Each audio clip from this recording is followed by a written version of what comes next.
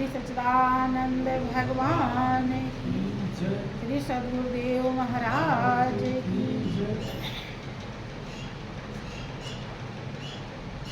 मीरा का इरादा पक्का है, पक्का इरादा संसार में और प्रभु के प्रेम में दोनों को सफल बनाता है। यह प्रमाणित है। क्या होता है कि मीरा चली तो जाती हैं, लेकिन जो रहीम उत्तम प्रकृति का कर सकत कुसंग, और चंदन विष व्यापक नहीं लिपटे रहत भुजंग। लोग ले जाते हैं और मीरा को बड़े आदर भाव के साथ शादी करवाना चाहते हैं, लेकिन मीरा हर बार बेहोश हो जाती थी। ऐसा बताया जाता है कि यद्यपि उनके पति भी बताए जाते हैं, लेकिन ऐसा जिक्र आता है कि ऐसे झूठ मूठ का शादी कर लिया, लेकिन उनसे मन से शादी, और उसी मूर्ति को लेकर रनिवास में रहती थी। धीरे धीरे सुनती है कथा भागवत। राज दरबार में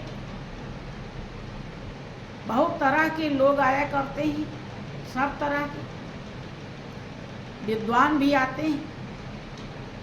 तो सबके मुखारबिंद से जो अच्छी बातें सुनती थी, उसमें यही सुना कि ये भगवान की मूर्त है, सूरत का ज्ञान बिना सतगुरु के नहीं हो सकता, और बिना सूरत के हमारा जीवन अधूरा है। ये तो केवल भाव बना रहा है, लेकिन हमारी आत्म संतुष्टि सूरत से होगी। जैसे रोटी का नाम सुन लिया, भूख लगी है तो थोड़ा सा शांति मिल जाती है कि हाँ रोटी मिलने वाली है, लेकिन अगर मिले नहीं और खाए नहीं तो भूख मिटेगी। मीरा सोचने लगी कि अब क्या करें, संत को कहाँ ढूंढें, कि घर में लोग विरोध करने लगे।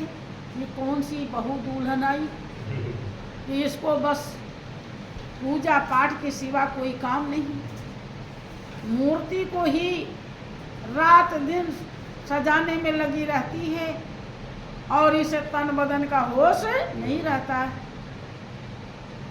धीरे धीरे सब विरोध करने लगे, उल्टा कहने लगे। लेकिन भाइयों बहनों, हमेशा महापुरुष समझाते हैं कि कुछ पाने के लिए कुछ खोना पड़ता है। अब किसी बर्तन में अगर पानी रखा है और कोई उसमें अमृत देना चाहता है, और हम सो पानी का महत्व दें ज़्यादा और उसे गिराए नहीं, तो अमृत कैसे रखें, अमृत मिले नहीं। यही कारण है कि हम दुनियादारी का महत्व जरा सा भी कम नहीं करते हैं। तो जब जरा सा कम नहीं करते तो वो मालिक की कृपा और दया मिलेगी कैसे? जिस कुर्सी पर आप बैठे दूसरा कैसे बैठेगा? उसे तो खाली करना ही पड़ेगा। लोग कौड़ी वो तो खूब संभालते हैं और लाल रतन गंवा। महापुरुष होशियार बनाने के लिए, समझदार बनाने के लिए, योग्य बनाने के लिए, आपको चतुर बनाने के लिए मेरे सतगुरु दई बताए दलाली लालन आते हैं। लेकिन हम अपने संस्कार के मुताबिक ही चतुर और मूर्ख बन पाते। उनके आते हुए भी, समझाते हुए भी हम अपने जीवन की पूंजी को गंवाते ही रह। जब ज्ञान नहीं मिला था तो श्वास यूं ही जा रहा था पाप का घड़ा भर भर करके, और जब ज्ञान मिला इसके बाद भी हम ध्यान सुमिरन नहीं कर रहे हैं, श्वास में मेरा और तेरा ही भर रहे हैं, तो वो सारा श्वास यूं ही चला जाएगा।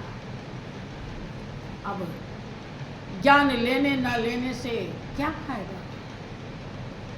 वो तो इस लायक बनाने आए थे कि इसी भवसागर में रह करके आप भवसागर पार हो जाए,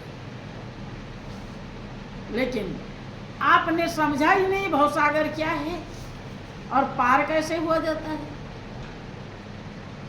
जब तक गुरु आज्ञा का पालन नहीं करेंगे, ध्यान करना आसान बात नहीं। ध्यान आप रात दिन करते हैं, जो ऑटोमेटिक ध्यान रहता है, लेकिन वो सब ध्यान नख से लेकर चोटे तक डुबाने वाला है। गुरु का ही ध्यान सब ध्यान को मिटाने वाला है।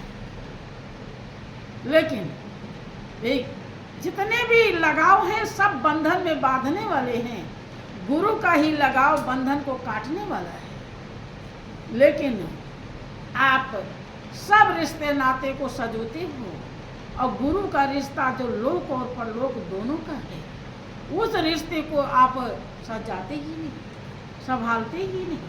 अर्थात तन मन धन से थोड़ा भी कुछ कर्तव्य करें तो कम से कम रिश्ता तो कायम रहेगा। भूल तो नहीं पाएंगे, याद तो करेंगे, विरोधी तो नहीं बनेंगे, कमी तो नहीं देखेंगे। और जब ऐसा नहीं करेंगे तो आपकी 84 बंद 84 लाख योनि में आप नहीं जा सकते। मनुष्य का जीवन फिर मिलेगा। और अगर आपने ये थोड़ा भी रिश्ता नहीं निभाया तो एक ना एक दिन मन हमारा उल्टा बन जाता है और गुरु में ही कमी ढूंढता है। और जैसे कमी ढूंढेगा तैसे संशय जैसे किया संशय आत्मा विनश्य, तैसे ही विनाश हो जाता है और 84 खुले जाते हैं। महापुरुष की दया बहुत अपरंपार भाइयों बहनों।